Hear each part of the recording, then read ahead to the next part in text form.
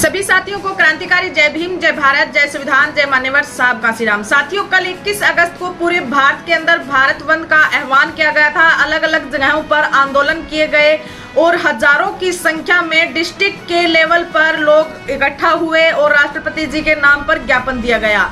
जो आंदोलन रहा वो ओवरऑल शांति प्रिय तरीके से रहा, जैसे कि चंद्रशेखर आजाद जी के द्वारा और बहुजन समाज पार्टी के द्वारा या सामाजिक संगठनों के द्वारा जो गाइडलाइन समाज के लोगों को दी गई थी, उसी गाइडलाइनों पर रहते हुए समाज के लोगों ने शांति प्रिय तरीके से इस आंदोलन को किया और उपायुक्त के मार्फत राष्ट्रपति जी को नाम पर ज्ञापन सौंपे गए। इसी बीच आप सभी को बता दें कि कल आंदोलन होने के बाद चंद्रशेखर आजाद जी लाइव रहे और लाइव में उन्होंने बहुजन समाज के लोगों को धन्यवाद देते हुए जिस तरीके से ये आंदोलन सफल रहा उसकी सभी बहुजन समाज के लोगों को बधाई दी। साथ उन्होंने कहा कि ये लड़ाई यही नहीं रुकने वाली है, ये लड़ाई बहुत लंबी है। साथ में उन्होंने ये कहा कि जिस तरीके से वो समाज के अंदर जाते हैं, घूमते हैं, फिरते हैं, देखते हैं समाज की जो परिस्थितियां हैं, समाज जो बुनियादी मुद्दों से जूझ रहा है। हमने अपनी बहन बेटियों की इज्जत को तारमतार होते हुए देखा है, हमने दलित समाज के लोगों पर अत्याचार होते हुए देखा है, हमने दलित समाज के लोग रोटी से भूखे मरते हुए भी देखा है, हमने वो समाज देखा है, हमने उन लोगों को देखा है जो आज हर एक बुनियादी मुद्दे से जूझ रहा है। साथ में चंद्रशेखर आजाद जी ने तमाम उन बातों पर चर्चा की जो वो धरातल लेवल पर देखते हैं और कहीं ना कहीं हम भी उन समस्याओं से परिचित हैं।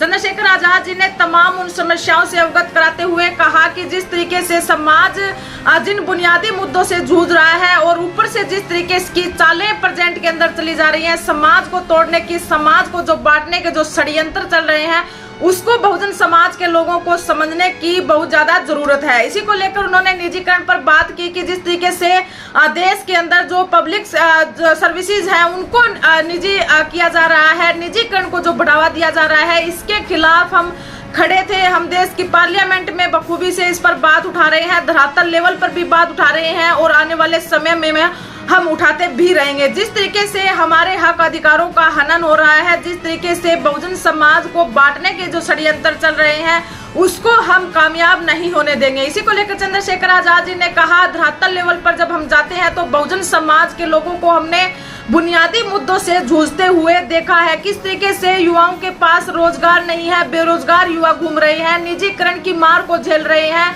और जिस तरीके का शोषण उनके साथ हो रहा है, हमने घोड़ी पर चढ़ते हुए उनके खिलाफ अत्याचार होते हुए देखा है, कहीं पर मूंछ रखने पर उनके खिलाफ अत्याचार होते हुए देखा है, जातीय आधार पर हिंसा हम रोज देखते हैं, महिलाओं के साथ जिस तरीके की जाति इस देश के अंदर हो रही है वो हमने होती हुई देखी है। एक बहुत बड़ा समाज आज बुनियादी रोटी कपड़ा जैसी बुनियादी समस्याओं से भी जूझ रहा है। हमने उस समाज की समस्याओं को देखा है और उन्हीं समस्याओं को झेलते हुए आज हम यहाँ पर पहुंचे हैं।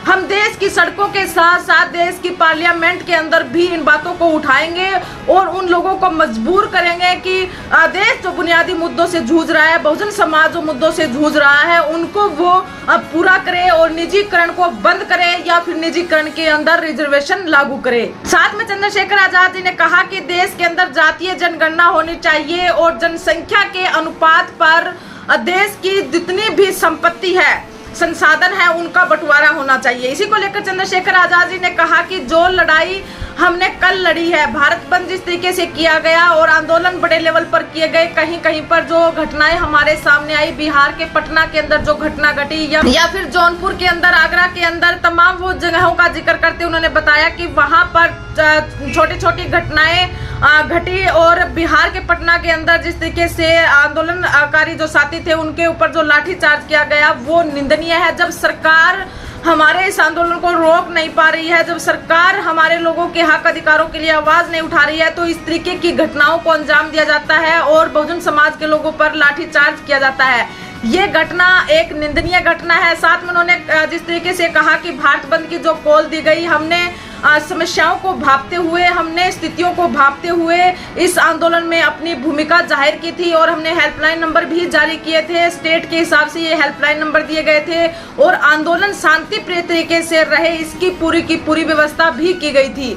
और कहीं ना कहीं अगर देखते हैं ओवरऑल तो पूरे देश के अंदर शांति प्रिय आंदोलन रहा। इसके लिए आप सभी बधाई के पात्र हैं। बहुजन समाज के लोग, दलित समाज के लोग आज आंदोलन करना सीख गए हैं। चंद्रशेखर आजाद जी ने कहा कि एक समय वो था जब हक अधिकारों का हनन होता था तो बहुजन समाज के लोग आवाज भी नहीं उठाना जानते थे, लेकिन आज परिस्थितियां बदल चुकी है, आज समय बदल चुका है। आज लोग आवाज उठाना नहीं बल्कि भारत बंद भी करना जानते हैं। जिस तरीके से आंदोलन पूरे देश के अंदर हुआ, ऐसे आंदोलन आगे भी आप सभी को करने पड़ सकते हैं।